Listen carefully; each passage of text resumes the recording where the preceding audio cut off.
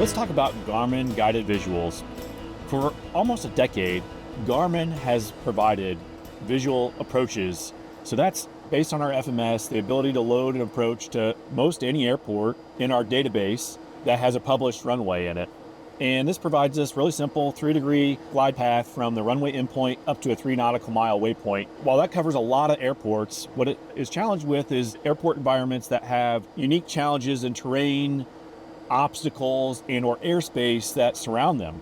And so Garmin's latest solution to that is a partnership with Hughes Aerospace to help us chart and navigate these specific airports that have these unique challenges. Just to show this off for you here, we've got right now an arrival into Scottsdale Airport from the north, so that we've got the Desert 2 arrival loaded up here. And we're trying to think about how we're going to transition into the terminal environment, specifically where there's some mountainous terrain just to the north of runway 21, which is the favored runway for landing. So we'll load first the normal visual approach just to show you what that looks like.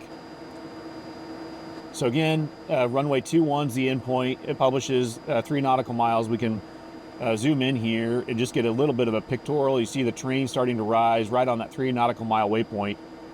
And so Garmin guided visuals helps take this specific terrain consideration into account and publishes specific waypoints with altitude constraints that can be completely coupled with your autopilot to fly a smooth, continuous, stabilized approach into the terminal, into the runway.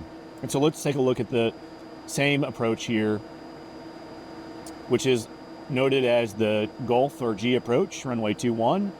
And we've got vectors as a transition. You can see all the various transitions available.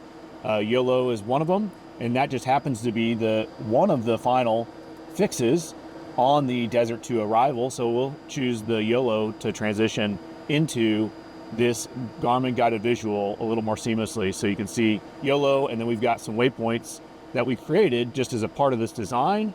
You can see the altitude constraints published at each one of those waypoints. We can use our VNAV capability to command the aircraft to meet each of these constraints, and a smooth, continuous, and stabilized descent down to the runway environment.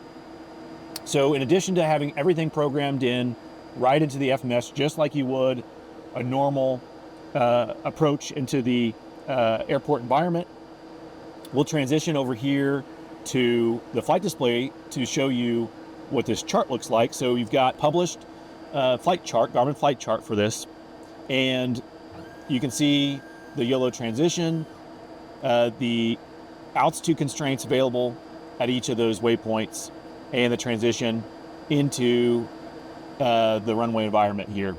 It also has a profile depicted, and in this case, we're going to be a little bit steeper than a normal 3-degree glide path.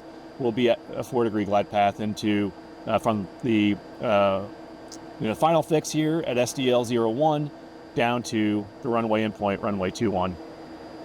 So Garmin guided visuals are available exclusively from the Garmin navigation database. They're packaged with our Garmin flight charts into a bundle we call a Garmin One Pack, available for you to take advantage of these specific approach.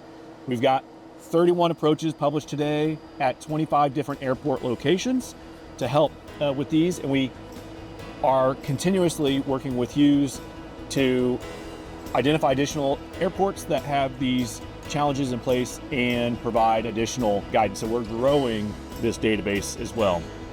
So that's a little bit about Garmin guided visuals.